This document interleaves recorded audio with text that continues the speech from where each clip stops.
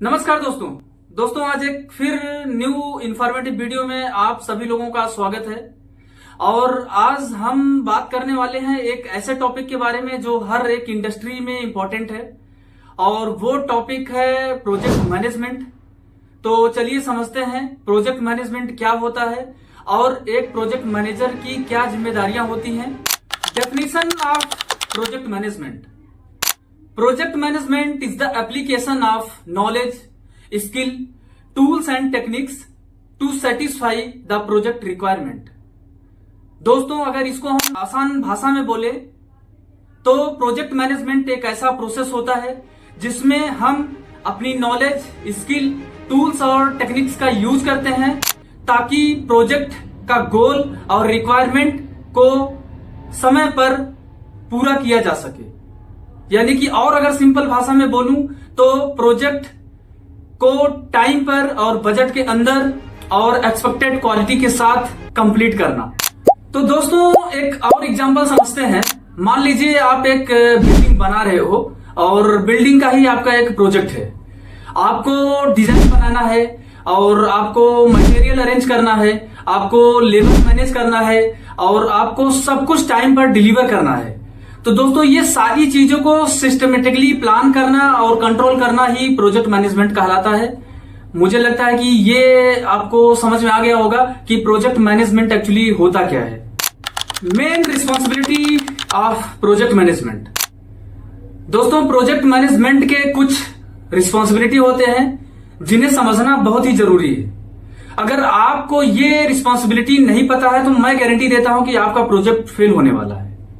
और project management इतना आसान नहीं है जितना आसान भाषा में मैंने आपको इसका डेफिनेशन एक्सप्लेन किया है। तो अगर हम सबसे पहले स्टेप की बात करते हैं तो पहला स्टेप होता है कि प्रिपेयरिंग ये बिजनेस केस, यानी कि बिजनेस केस बनाना, जिसमें हम जस्टिफाई करते हैं कि प्रोजेक्ट में पैसा लगाना सही डिसीजन है या नहीं।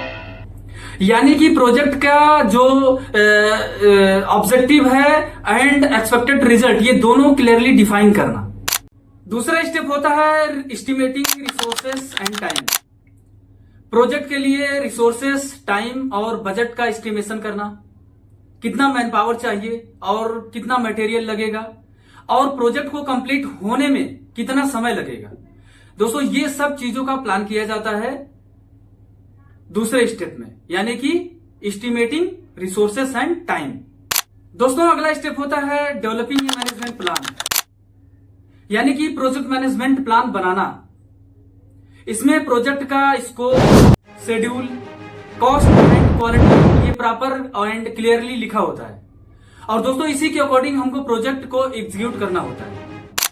दोस्तों नेक्स्ट स्टेप है leading and motivating the team.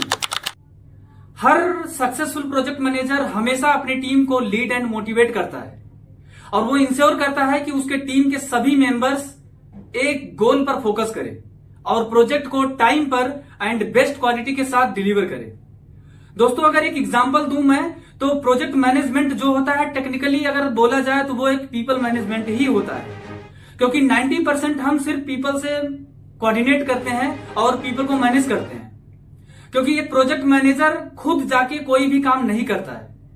मान लो कोई रूम है, उस रूम को पेंटिंग करना है तो प्रोजेक्ट मैनेजर खुद पेंटिंग नहीं करता है, वो किसी पेंटर के थ्रू उस रूम को पेंटिंग करा के लेता है। यानी कि टेक्निकली वो एक पेंटर या पेंटर के ओनर या सुपरवाइजर से वो कोऑर्डिनेट करता है। लेकिन प्रोजेक्ट मैनेजर को पता होता है कि कितना मैन पावर लगेगा उस वॉल को पेंटिंग करने के लिए और कितना टाइम लगेगा। टेक्निकली प्रोसेस पता होता है प्रोजेक्ट मैनेजर को, और वो प्रोजेक्ट मैनेजर मल्टीपल टीम से कोऑर्डिनेट करता है और प्रोजेक्ट के सारे काम को कोऑर्डिनेट करके टाइम पे डिलीवर करता है। तो दोस्तों हर सक्सेसफुल प्रोजेक्ट मैनेजर अपनी टीम को लीड एंड मोटिवेट करते हैं और उनको एक डायरेक्शन देते हैं ताकि प्रोजेक्ट टाइम पे कंप्लीट हो। नेक्स्ट स्टेप होता है मैनेजिंग रिस्क एंड चेंजेस। दोस्तों कोई भी प्रोजेक्ट हो, हर प्रोजेक्ट में कुछ ना कुछ रिस्क एंड चेंजेस जरूर आता है। कभी मटेरियल का डिलीवरी डिले हो जाता है, तो कभी क्लाइंट रिक्वायरमेंट्स बदल देता है, कभी डिजाइन चेंज हो जाता है, तो कभी मटेरियल स्टॉक में अवेलेबल नहीं होता है। लेकिन ये सब प्रॉब्लम होने के बाद भी एक अच्छा प्रोजेक्ट मैनेजर वही होता है जो इन सब सिचुएशन को काम और कूल होके एक स्मार्ट तरीके से हैंडल करे और एक करेक्ट डिसीजन ले, और ये सब होने के बाद भी वो प्रोजेक्ट को टाइम पर और क्लाइंट के रिक्वायरमेंट के अकॉर्डिंग वो डिलीवर कर दे। Next and very important points है मॉनिटरिंग प्रोग्रेस। दोस्तों, प्रोजेक्ट का हर स्टेज इंपॉर्टेंट होता है और उसे मॉनिटर करना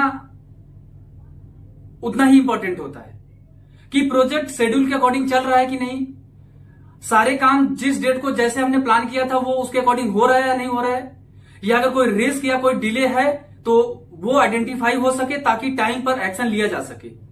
तो प्रोजेक्ट मॉनिटरिंग जो है दोस्तों ये बहुत ही इंपॉर्टेंट है। लास्ट पॉइंट है क्लोजिंग द प्रोजेक्ट।